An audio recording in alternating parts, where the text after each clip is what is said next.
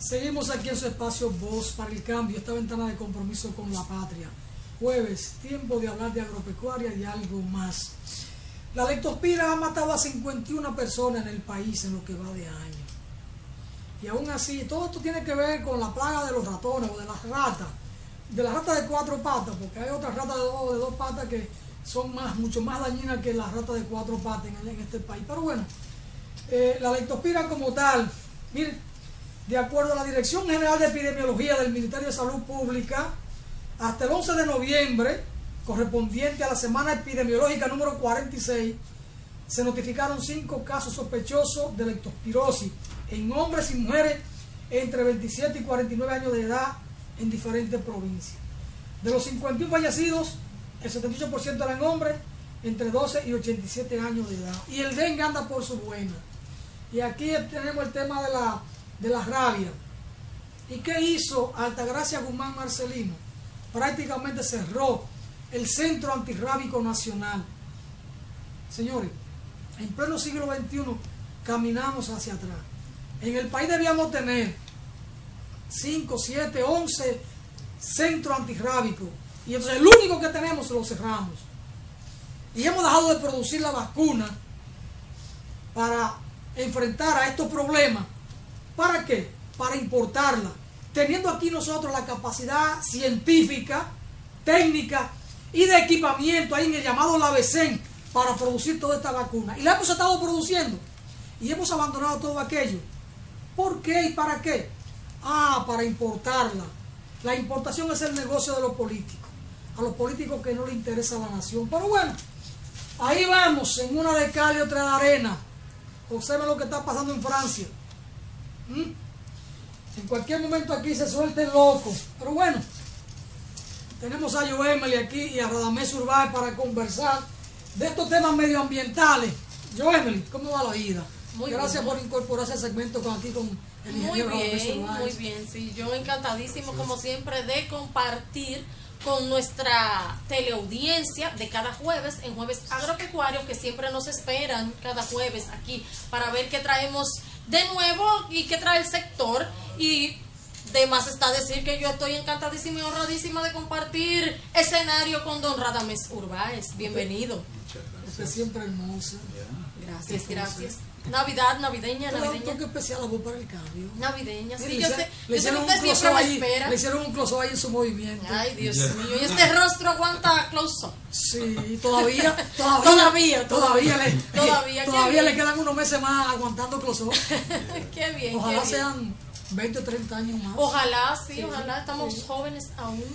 Urbáez, mire, a usted lo invitamos a conversar de temas medioambientales. Mire, y el tema de la sequía, si pudiéramos hacer una especie de evaluación del año, porque la sequía y el cambio climático afectan la agropecuaria.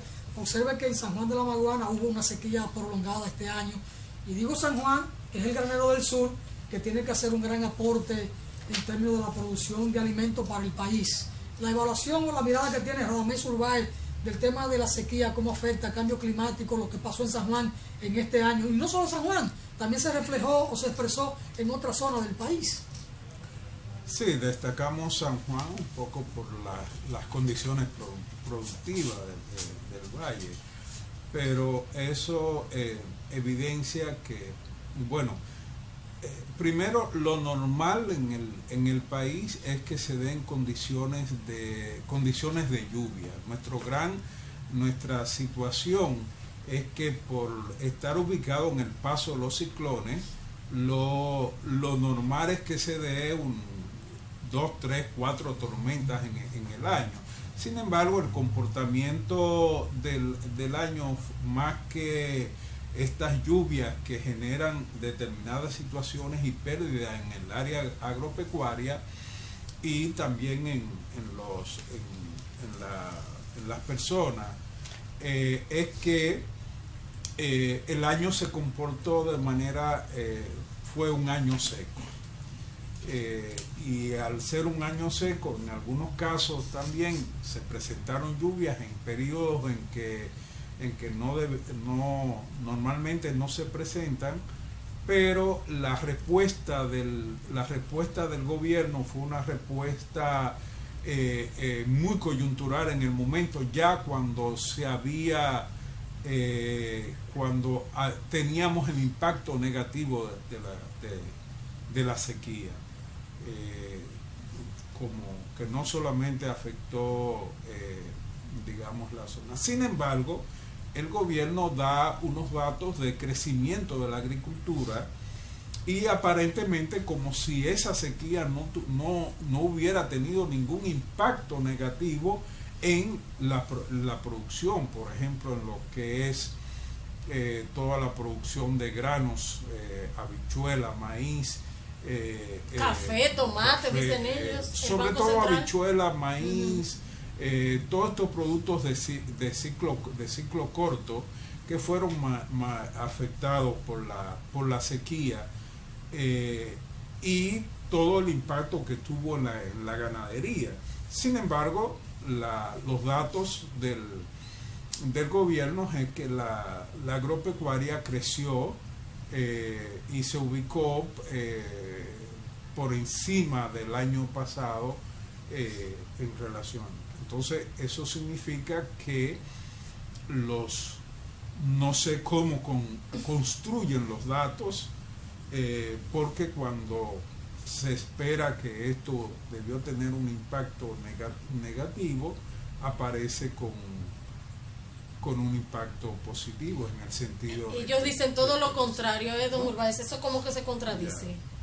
Que a pesar de tener un año seco, como usted bien apunta, entonces ellos se decantan con esta noticia de que el país tuvo un crecimiento de un 11 punto y tantos en el sector agropecuario.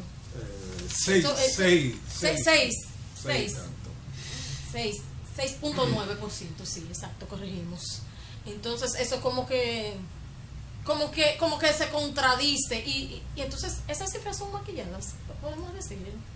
Vamos a meterlo para el mundo. Mira, desde hace muchos años yo me he manejado con análisis de la cifra del Banco Central, y una vez se me ocurrió tomar un dato. Recuerdo que en el ascenso del gobierno en el 2000, del gobierno del PRD en ese momento, yo recuerdo que los gobiernos toman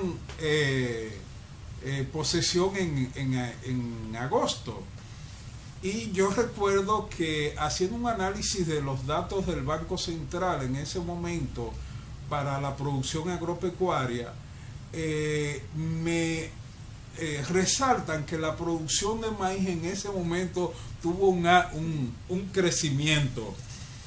Entonces yo me preguntaba, ¿y de dónde son estas cifras, Dios mío? Porque en ese periodo de 4 meses no se podía registrar un aumento en la producción, porque no se habían hecho acciones para promocionar y para estimular la producción de maíz. Sin embargo, aparecía con un dato y unas áreas de producción. Entonces, ¿qué es lo que pasa? Parece que las cifras, no sé si se están inventando en el escritorio, porque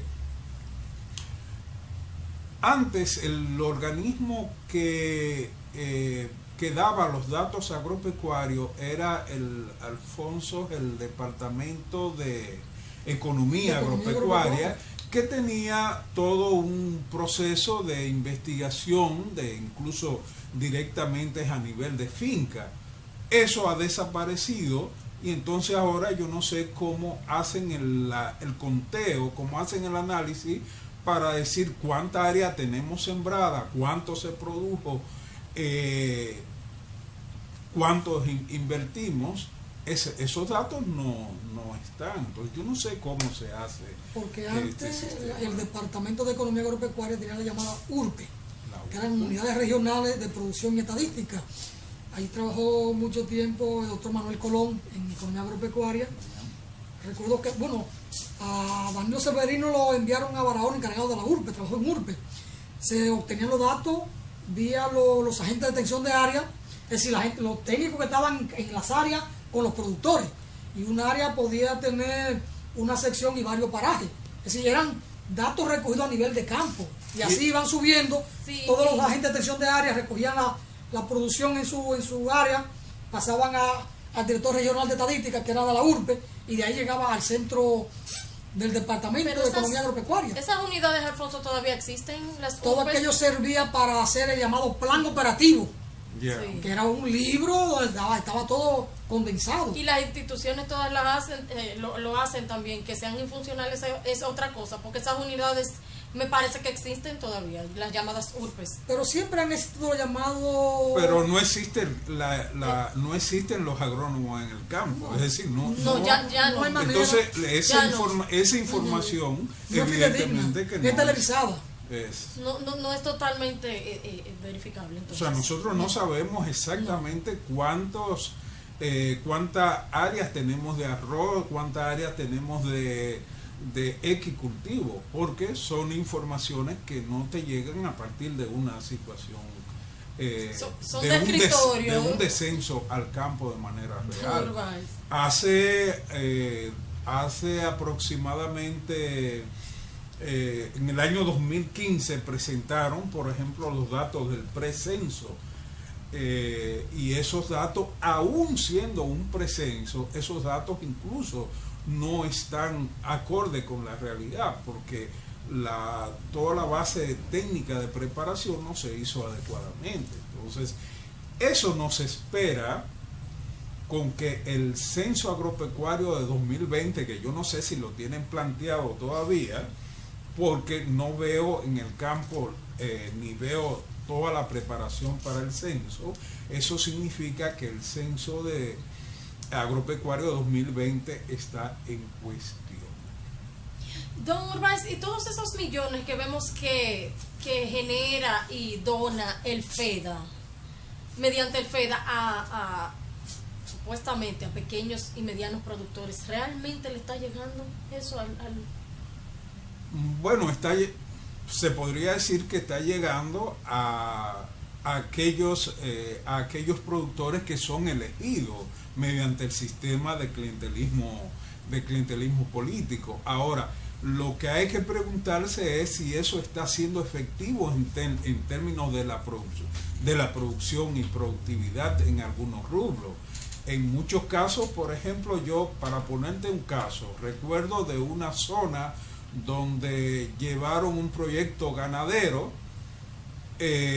para productores de ganado, y si tú vas ahora prácticamente pregunta, mucho del ganado se murió durante la sequía y el otro prácticamente no existe. Incluso esos agricultores están con la deuda, pero no con el ganado. Entonces eso te da una idea de qué pasa a nivel concreto en el campo. Caramba, entonces... De todas maneras, yo pienso que pudiera ser que llegue la ayuda, los préstamos, los recursos a los productores con ese criterio de selección, porque no hay visita sorpresa. Aquí siempre lo hemos dicho, todo eso es planificado, seleccionado, a quién va eso. Pero es una muestra de la falta de planificación en el sector agropecuario, porque todo parte desde el Palacio vía el Instituto Agrario Dominicano. No hay un plan anual de desarrollo agropecuario. ¿Dónde están las áreas priorizadas para invertir? ¿Cuáles son las metas que tenemos para el año 2019? Es decir, aquel plan operativo que tenía el sector agropecuario, que se organizaba desde la Secretaría de Agricultura como institución rectora, ya eso no existe. Entonces vivimos en una especie de improvisación y de clientelismo político a partir de los recursos públicos. Y entonces así no se llega a Roma. Si no hay planificación en nuestro sector, no hay manera. Tiene que haber planificación, tener el elemento técnico disponible, los recursos a tiempo y la coordinación técnica con los productores. Si eso no está, no hay manera de salir adelante con la producción agropecuaria. Es tiempo de ir a una brevísima pausa y de retorno aquí con Joemel Severino y el ingeniero Radamés Urbais. Seguimos con el tema ambiental. Vamos a la pausa. No le cambie.